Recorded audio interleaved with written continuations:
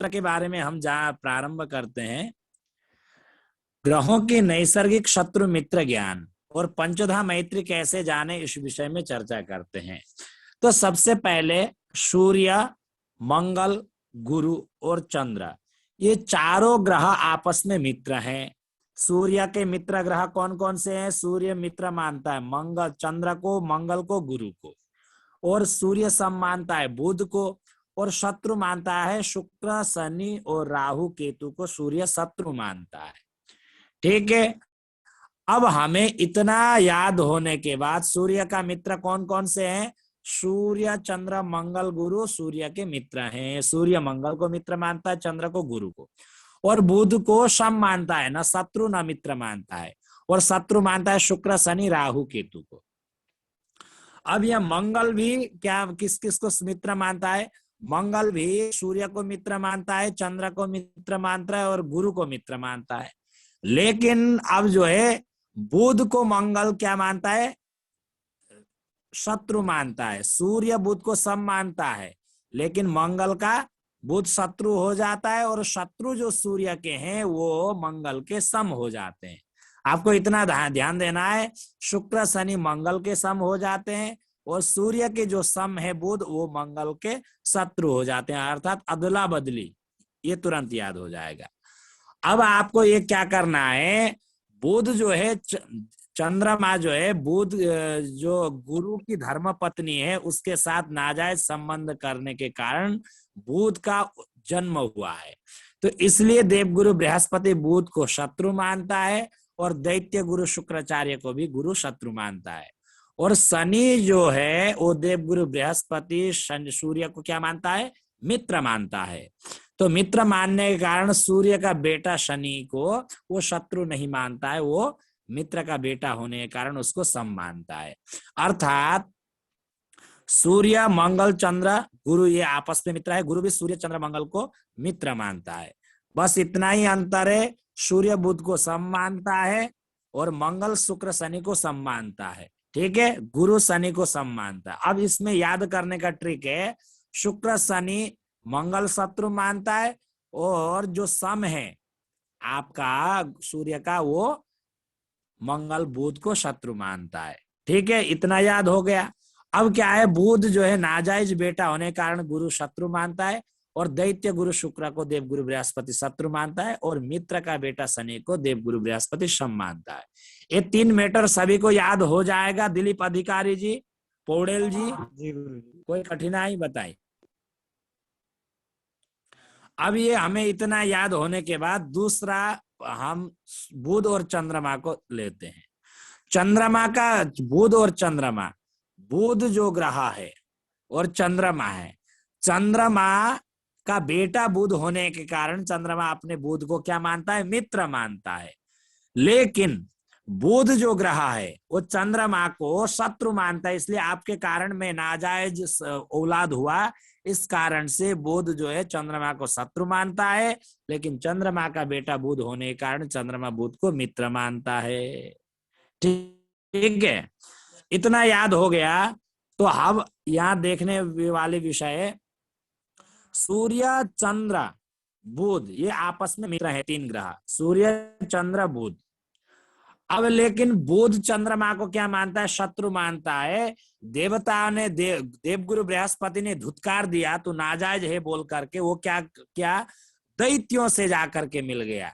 जो देवगुरु बृहस्पति के शत्रु है बुध शुक्र, वो बुध शुक्र आपस में मित्र हो गए, और सूर्य को भी बुध क्या मानता है? मित्र मानता है। अर्थात सु दंत्यास और तालव्यास दोनों को बुध मित्र मानता है, अर्थात शुक्र और बुध का सूर्य मित्र हैं, और चंद्रमा, चंद्र, बुध ये मित्र हैं। अब इसमें याद करने का विषय क्या है कि मंगल, गुरु, शुक्र, शनि ये चंद्रमा के सम है, और राहु केतु शत्रु हैं। अब इसमें क्या देखना है, मंगल, गुरु, शुक्र, शनि जो ये 4 ग्रह है, तो इसमें शुक्र जाकर के बुध का मित्र हो गया, बचे जो मंगल, गुरु, शनि जो है वो बुध के सम हो गए, चंद्रमा शत्रु हो गया। बस इतना ही अंतर है। आपका सूर्य, चंद्र, बुध आपस में मित्र थे, तो चंद्रमा के जगह में बुध का शुक्र आ जाता है मित्र में, और चंद्रमा हो जाता है शत्रु। और मंगल गुरु शुक्र शनि ये जो सम थे चंद्रमा के, तो यहां से शुक्र हटने के कारण मंगल गुरु शनि भी बुध के सम हो गए। राहु केतु चंद्रमा के शत्रु हमेशा जानना चाहिए। ठीक है, इतना भी ये भी मैटर याद हो जाएगा। दिलीप अधिकारी जी, चंद्रमा को मनीष पांडे जी, कुंदन शर्मा जी, राजीव जी।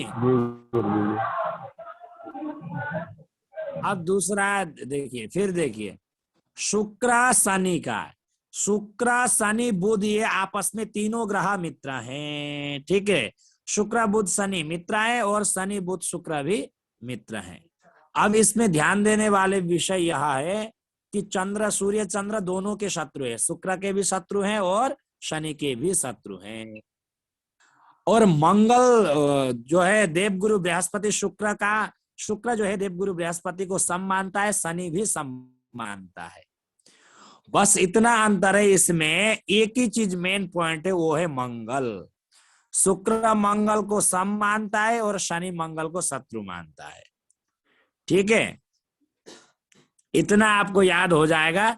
सभी का एक ही है, शुक्र का मित्र है बुध शनि, और शनि का मित्र भी है बुध शुक्र शनि। ठीक है, और दोनों के सामने गुरु गुरु, और दोनों के शत्रु है सूर्य चंद्र। बस मंगल जो है शुक्र का सम है और मंगल शनि का शत्रु है। इतना ही याद हो जाए तो सब याद हो जाएगा। और शनिवत राहु कुजवत केतु, शनि का जो ग्रह मित्र है राहु केतु के भी वही ग्रह मित्र है। शनि के जो ग्रह शत्रु है राहु केतु के भी वो ग्रह शत्रु जानना चाहिए। ये तो हुआ आपको नैसर्गिक शत्रु मित्र ज्ञान। अब तत्काल में शत्रु मित्र ज्ञान कैसे याद होता है, इस विषय में हम जानने का प्रयास करेंगे। अर्थात तत्काल में शत्रु मित्र जानने का एक ट्रिक है, वो ट्रिक है जो भी ग्रह जहां बैठे हो, मान लीजिए सूर्य जो ग्रह बैठा है, अब सूर्य ग्रह से आगे का ये 2 नंबर 1 2 3 और पीछे के 1 2 3 ये तत्काल में मित्र हो जाते हैं।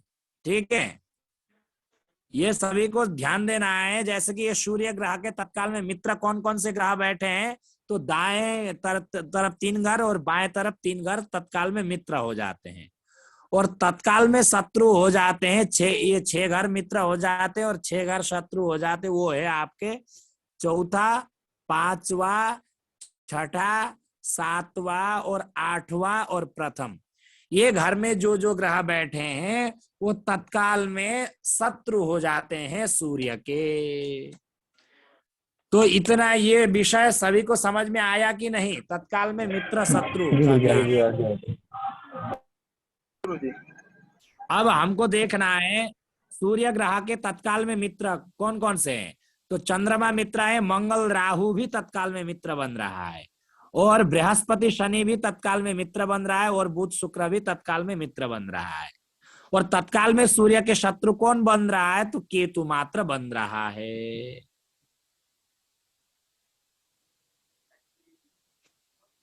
अभी जो है इस विषय में जानने के लिए अब हमको क्या करना है, अब ये देखना है तत्काल में मित्र और शत्रु। नैसर्गिक जो है मंगल और राहु सूर्य के क्या है, मंगल तो मित्र है और राहु क्या है, शत्रु है। तो शत्रु है और शत्रु और मित्र, तत्काल में राहु क्या हो रहा है, मित्र हो रहा है, और नैसर्गिक में राहु सूर्य का क्या है, शत्रु है। ठीक है, अब इसको शत्रु मित्र मिलकर के क्या है, मित्र शत्रु क्या हो जाएगा, सम होगा। वो आगे मैं बताऊंगा। मित्र शत्रु क्या होगा, सम होगा। और जैसे कि सूर्य का केतु शत्रु है, तत्काल में भी शत्रु बन रहा है, नैसर्गिक में भी शत्रु है और तत्काल में भी केतु शत्रु है। तो शत्रु शत्रु अधिशत्रु हो जाता है, शत्रु शत्रु अधिशत्रु हो जाता है। ठीक है, अब जो है, अब सूर्य का जो शनि है वो क्या है, शत्रु है। नैसर्गिक में क्या है, शत्रु है, लेकिन तत्काल में क्या बन रहा है, मित्र। मित्र शत्रु क्या होगा, सम हो गया। ठीक है। अब ये मित्र शत्रु के इत्यादि वो सम के विषय में एक सूत्र हम पढ़ते हैं, फिर हमको सब समझ में आ जाएगा। वो सूत्र है, म्यूट कर लें कृपया राजीव जी। राजीव जी अपना म्यूट कर लें जी। तो अब हम जानने के लिए प्रयास करेंगे नैसर्गिक शत्रु मित्र। हमने तत्काल में मित्र शत्रु जान लिए, तत्काल में कैसे कौन ग्रह मित्र हो जाते हैं, कौन से शत्रु हो जाते हैं। तो यहां लिख दिया है, देखिए, नैसर्गिके तथा तात्कालिके मित्रे अधिमित्रम। नैसर्गिक में तथा तत्काल में मित्र हो दोनों। तत्काल में भी, नैसर्गिक में भी मित्र है और तत्काल में भी मित्र बन रहे हैं, तो मित्रे मित्रे अधिमित्रम, अर्थात मित्र मित्र होने से अधिमित्र हो जाएगा। ग्रहों में नैसर्गिक एवं तात्कालिक दोनों प्रकार की मित्रता रहने पर अधिमित्र होते हैं। ठीक है, सभी को समझ में आ गया अधिमित्र कैसे होते हैं। आगे बढ़ते हैं, अब म्यूट कर लें शीघ्र। समे मित्रे च मित्रम तु भयत्राधि रिपु रिपऊ, अर्थात सम है नैसर्गिक में और तत्काल में मित्र है, तो समे मित्रे च मित्रम, अर्थात नैसर्गिक में सम है और तत्काल में मित्र बन रहा है, तो सम और मित्र में क्या होगा, मित्र होगा। ठीक है। नैसर्गिक में मान लीजिए सूर्य का, बुध जो ग्रह है वो सम है, बुध। ठीक है। और लेकिन तत्काल में बुध सूर्य का मित्र बन रहा है, तो सम हुआ बुध नैसर्गिक में और तत्काल में मित्र है, बन रहा है। ठीक है। तत्काल में सूर्य से दाएं 3 घर बाएं 3 घर आगे, तो वहां बैठा हो तो बुध क्या हो जाएगा, मित्र हो जाएगा। और नैसर्गिक में सूर्य बुध को सम मानता है, सम और मित्र क्या हो जाएगा, आपका मित्र हो जाएगा। ठीक है। आगे फिर कहते हैं नैसर्गिक समत्व किंतु तात्कालिक मित्रता रहने पर मित्र होते हैं। ये भी समझ में आ गया। अब आगे कह रहे हैं तो भयत्राताधि रिपु रिपऊ, अर्थात कह रहे हैं नैसर्गिक समत्व किंतु तत्काल में 3 नंबर कहा, नैसर्गिक तथा तात्कालिक दोनों प्रकार की शत्रुता रहने पर अधि शत्रु हो जाता है। तो अधि रिपु रिपु रिपु रिपु शत्रु, नैसर्गिक में भी सूर्य के शत्रु कौन कौन से है, वो है राहु केतु और शनि और शुक्र, ये सूर्य के नैसर्गिक में शत्रु हैं। और तत्काल में भी ये चौथे, पांचवें, छठे, सातवें, आठवें और या प्रथम में बैठे हो, सूर्य के साथ बैठे हो, तो तत्काल में ये क्या हो जाएंगे, शत्रु हो जाएंगे तत्काल में। और नैसर्गिक में भी राहु केतु सूर्य और शनि को शनि और शुक्र को सूर्य शत्रु मानता है, तो शत्रु शत्रु क्या हो जाएगा, अधिशत्रु। तो यहां लिख दिया है भयत्राधि रिपु रिपु, अर्थात अधिशत्रु होंगे। नैसर्गिक एवं तात्कालिक दोनों प्रकार की शत्रुता रहने पर अधिशत्रु होते हैं। आगे कह रहे हैं समय शत्रु शत्रुरेव शत्रु मित्रे समस्मृतः, अर्थात नैसर्गिक में सम है और किंतु तत्काल में शत्रु होने पर ग्रह में सम और शत्रु में शत्रु होगा, और सम मित्र होगा तो मित्र होगा, सम शत्रु होगा तो शत्रु होगा। ठीक है, ये भी समझ में आ गया।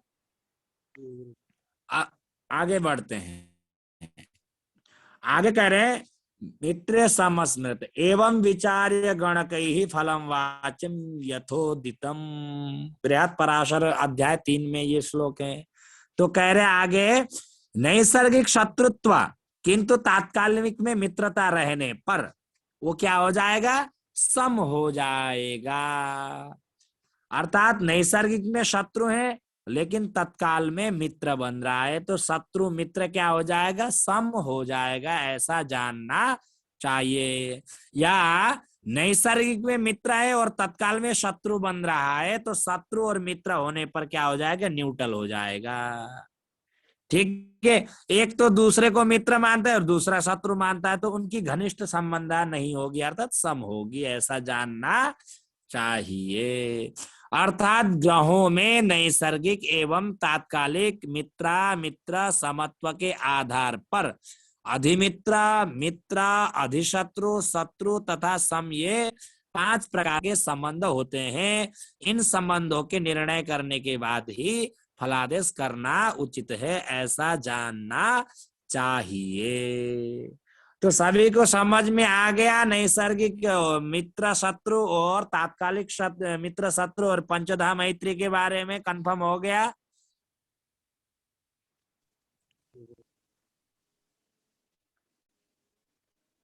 जी बताइए, आगे बढ़ा जाए फिर। जी गुरु जी, भी तो आ गया। अब आप लोगों को उदाहरण के तौर पर एक कुंडली देता हूं, थोड़ा सा प्रैक्टिस आप लोगों का हो जाए, ठीक है, फिर मैं आगे फिर पढ़ाता हूं तुरंत ही। अब देखिए, आप लोगों को किन किन को याद है नैसर्गिक शत्रु मित्र, उनके लिए थोड़ा सा परीक्षा भी हो जाए। मान लीजिए ये किसी का कुंडली है। अब मान लीजिए यहाँ बृहस्पति बैठा है वृश्चिक राशि पर, तो बृहस्पति का तत्काल में कौन कौन से ग्रह मित्र, जैसे कि बृहस्पति शनि को क्या मानता है, सम मानता है, लेकिन तत्काल में शनि क्या हो रहा है, मित्र हो रहा है। सम मित्र क्या होगा, मित्र हो जाएगा पंचधा मैत्री में शनि गुरु का। अब इधर का 1 2 3 और इधर का भी 1 2 3, ये तत्काल में गुरु गुरु जी के क्या हो जाएंगे, मित्र हो जाएंगे। तो बृहस्पति केतु को क्या मानता है, मैं जुड़ अर्थात सम मानता है।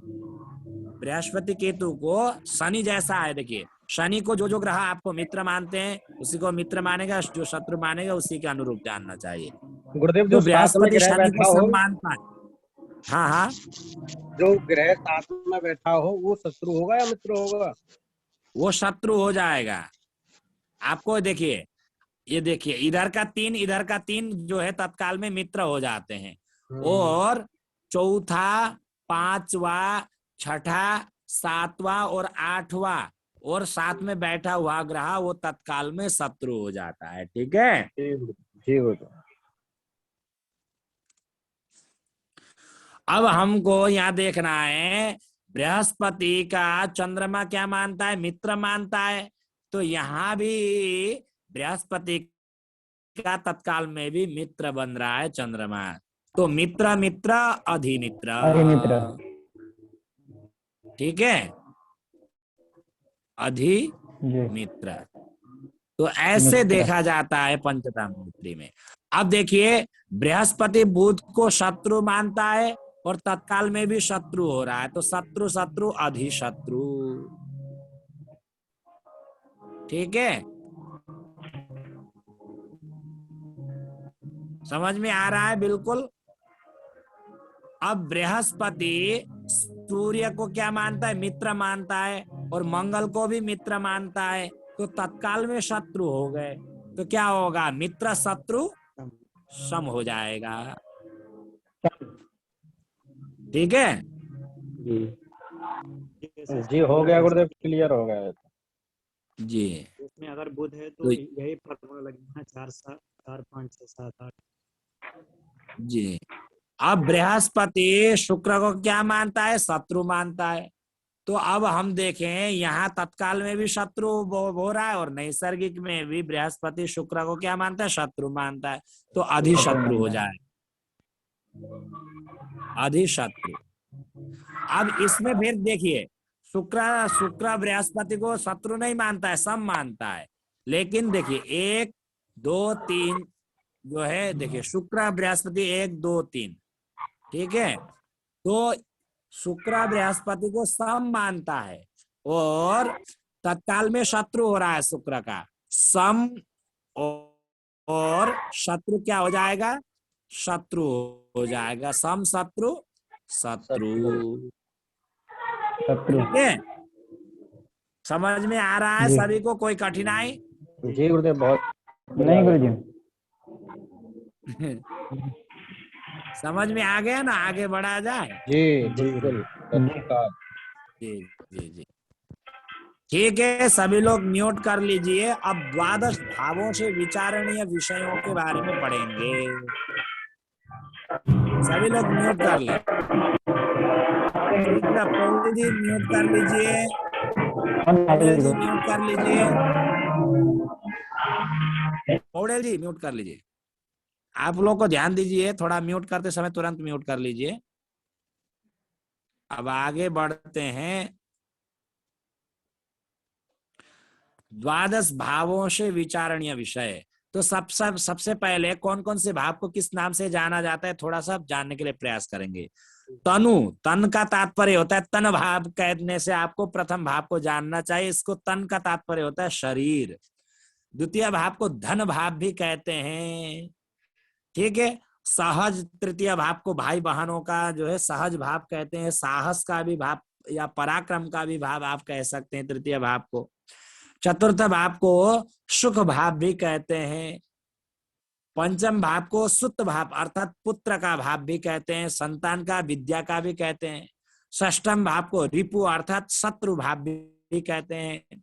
सप्तम भाव को जाया अर्थात पत्नी का भाव भी कहते हैं। लड़की के लिए, लड़की का कुंडली हो तो पति का विचार किया जाता है सप्तम भाव से, और लड़के का कुंडली हो तो पत्नी का विचार किया जाता है।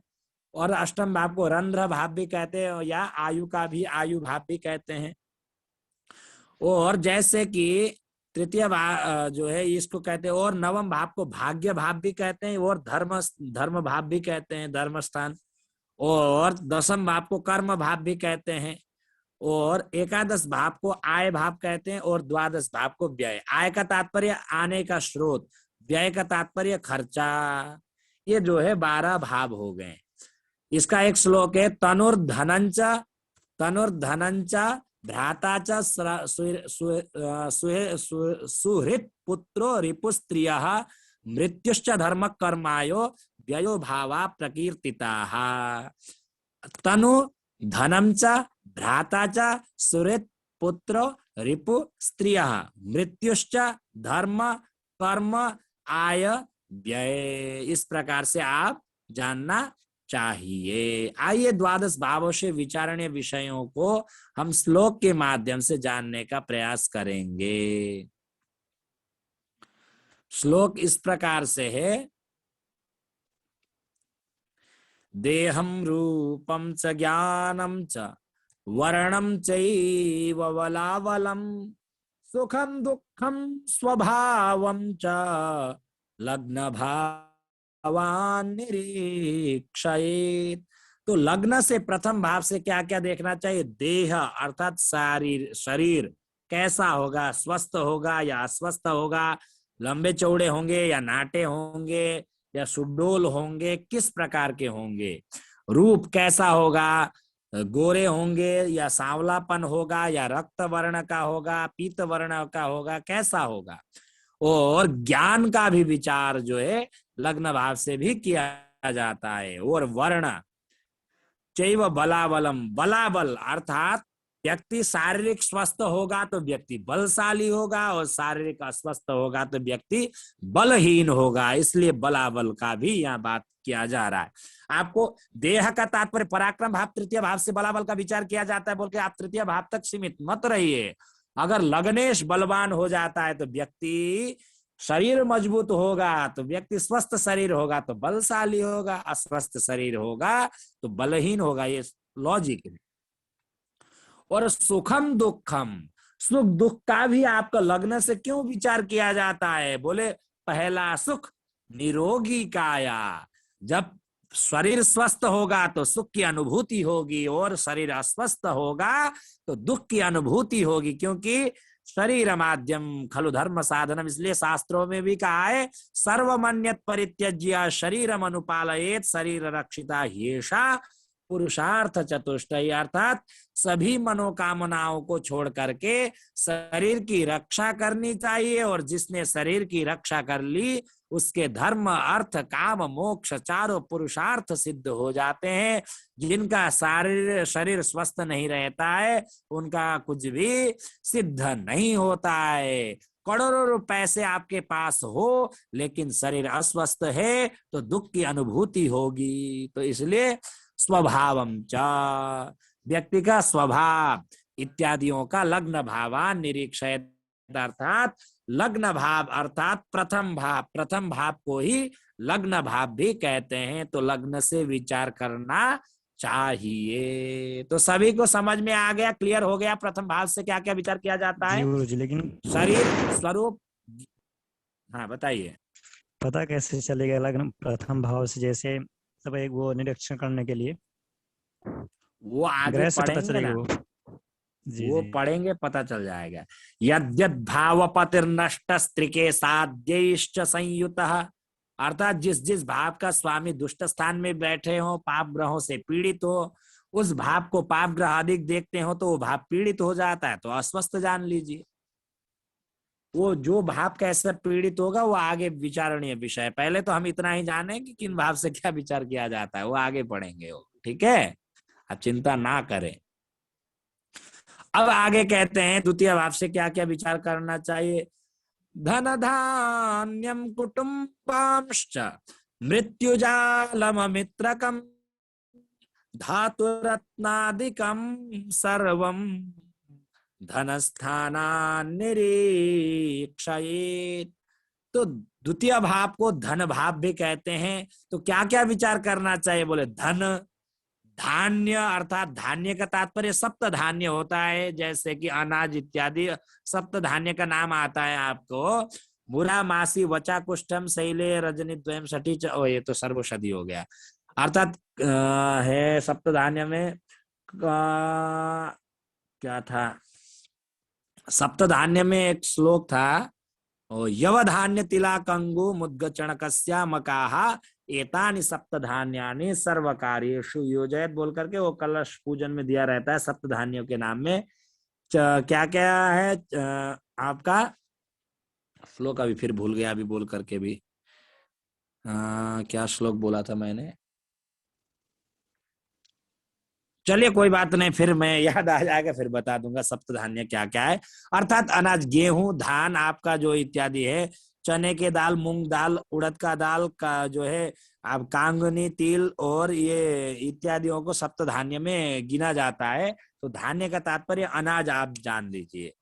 और तृतीय आपका द्वितीय 3 नंबर का पॉइंट है कुटुंब, अर्थात परिवार, परिवार का भी विचार किया जाता है द्वितीय भाव से।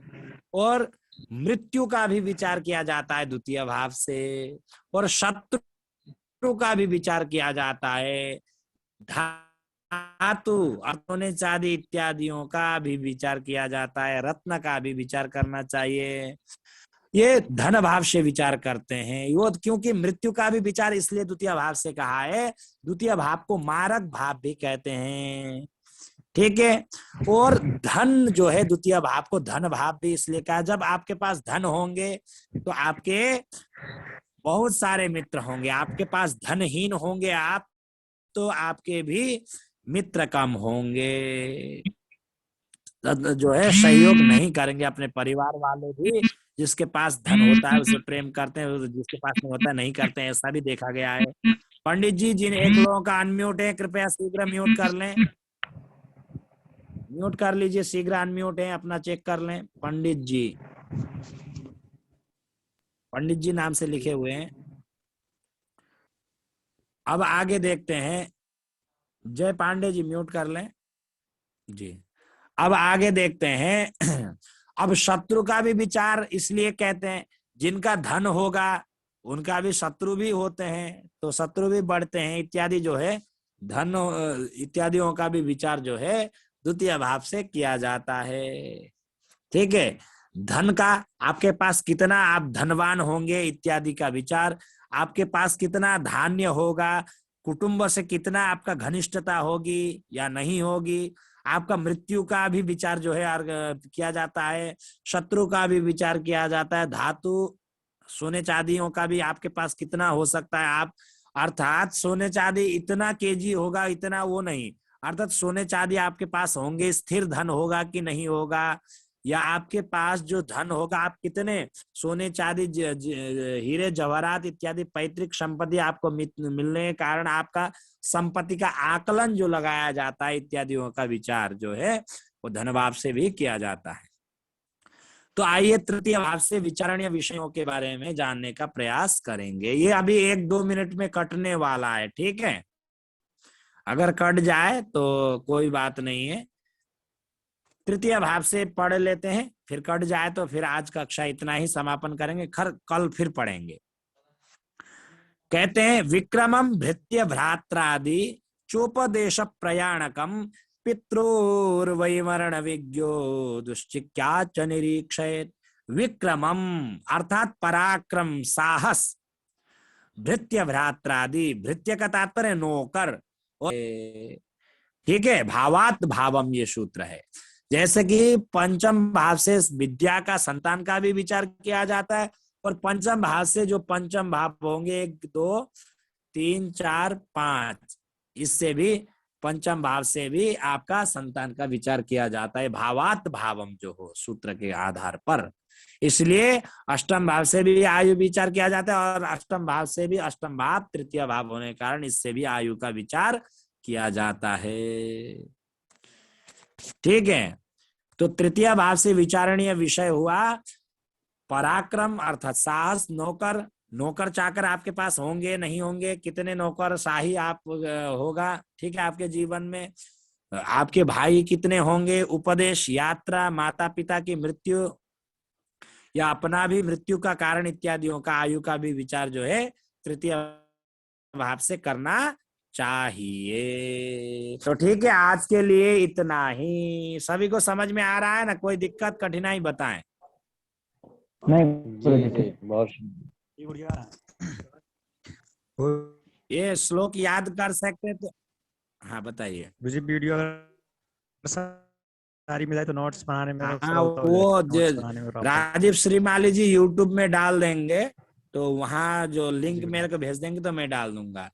और आप सभी से निवेदन है, जो नियमित पढ़ना चाहते तो आप कक्षा रेगुलर करना ही पड़ेगा, ऐसा लगता है कि क्योंकि बीच में ज्यादा वो चीज के कारण जो है अव्यवस्था हो रही है।